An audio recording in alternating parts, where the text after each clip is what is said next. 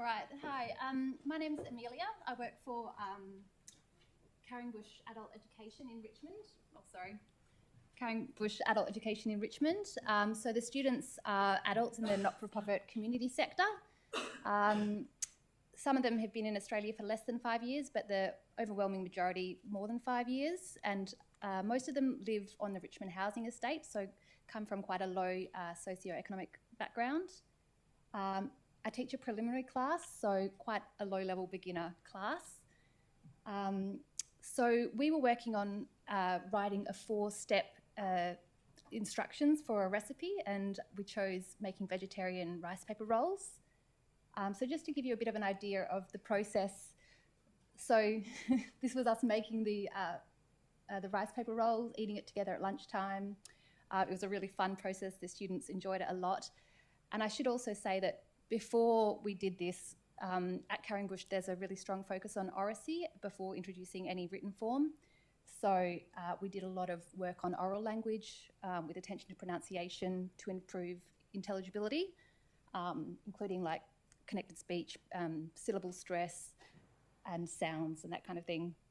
So it was a great experience. The students had a lot of fun. And I'm going to talk to you today about the supported writing and the independent use of the genre. So when I first picked up the assessment, I thought it'd be quite a big jump for them, or quite a difficult task to be able to produce this at the end. So that's why I chose this activity. In terms of the stages of the supported writing, first we when we came back into class, we did consolidated the learning by reviewing key vocab and instructions. With attention to pronunciation, spelling and meaning. So I gave them some picture flashcard prompts of the method, and they then had to order it in sequence and talk about the steps.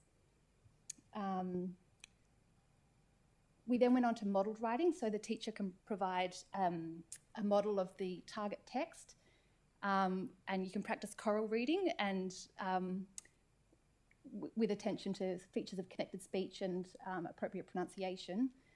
One really good activity that we did was erasing keywords from the text, and the students then had to recite it from memory and then continuing to erase additional words. And when I did this with them, they always think that they won't be able to remember it. They always think that I'm being a bit too harsh on them, and they're always really pleasantly surprised by how much they can remember. Another good activity that we did was finger counting, there were 5 steps of the method, and we just held up our hands, and I asked them all, what's number 1, 2, 3, 4, 5, what was number 2 again, what was number 4 again, and then asking them to turn around and to do that with their partner, just to really try and drill that in. And I found that the the visual and the kinesthetic component of that really helped them to absorb that information. In terms of a joint construction, as a whole class, you could recreate the text on the whiteboard, encouraging students to negotiate and problem solve. But I think with this step, it is still teacher-led, and the teacher needs to be discerning about what is collected for the joint construction.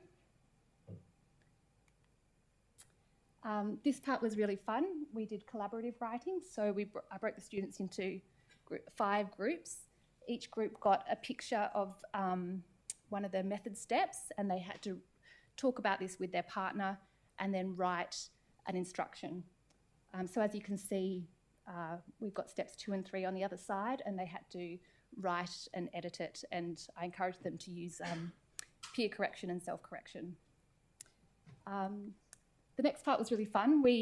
So I compiled all of that, and then we made a class recipe book based on what the students had written, and it was similar to the original recipe text, but they had made significant changes. So I compiled it in a PDF and then uploaded it to the iPads, and we read it as an iBook. So they loved seeing their work and their photos on the iPads and reading it together.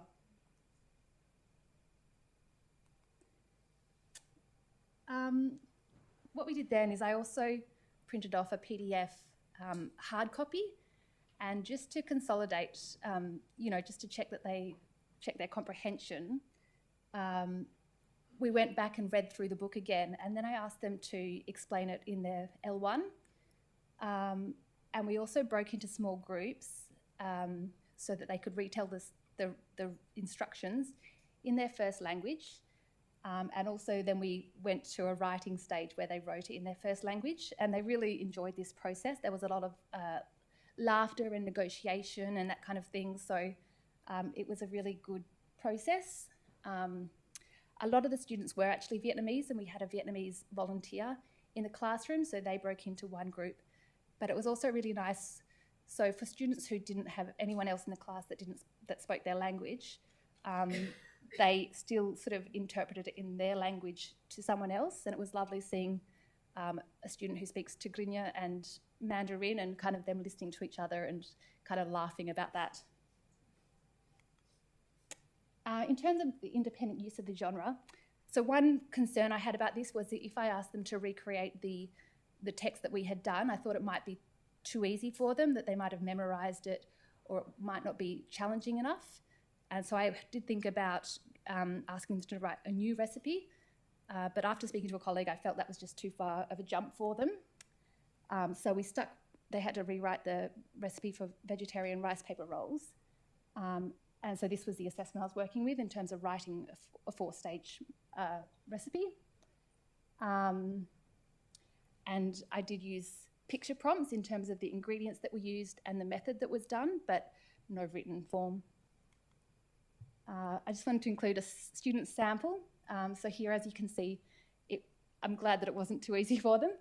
You can see that the student has written the first step and then decided that that's actually the second step, and then written above it what the first step was, and, you know, correcting his spelling and that kind of thing. So I'm glad that that there's clear evidence of editing, and we didn't have time to do it, but I think sort of honing in on the editing process would be really valuable. And I just wanted to include a few comments from the students about the process. So I like this one from the First Lady, because she sort of associated the process with improvements in her English level. So she says, "I like cooking today, I'm happy, I am more English, up, teacher, I am more English." So you can sort of see their language level as well through this. Here are some more quotes. I like the one on the right. She says, "I enjoy because I learn about the cooking, because in my country not same. Tomorrow I go shopping in the morning, and I do for my kids tomorrow because tomorrow no school. I'm very, very happy today, yummy." So she really was very hesitant about trying rice paper rolls because she hadn't done it before, and I really strongly encouraged her to taste it, and she was really quite visibly proud of herself for discovering this new food, so that was great to see. And she actually took all the leftovers, the ingredients, home so that she could make it again. In terms of positive outcomes, I found that the power dynamics of the teacher-student relationship are flipped, so the student becomes the expert, and that was really nice to see.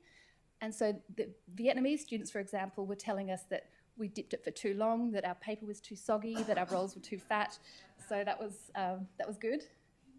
And then also for the students who weren't an expert, a sense of discovery, play and experimentation. So this gentleman said, "Is it plastic? Do we eat this?" And he couldn't believe that we were going to eat it. In terms of learning opportunities, so I think it should be a flexible process.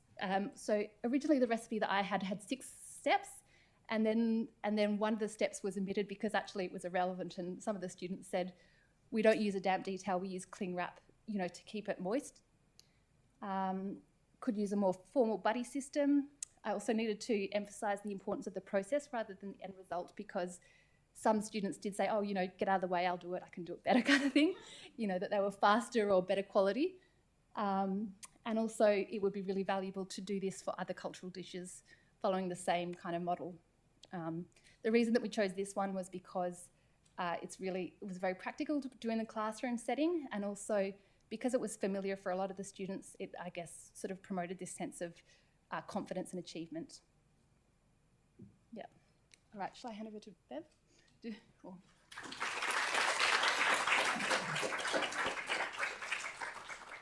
Oh, sorry, I can just show you this as well. This was just the recipe, the class recipe that they did themselves. So this was the cover page, step 1, step 2, step 3, step 4, And step 5, so at the end they said yummy laugh, which was an added part, which I really liked.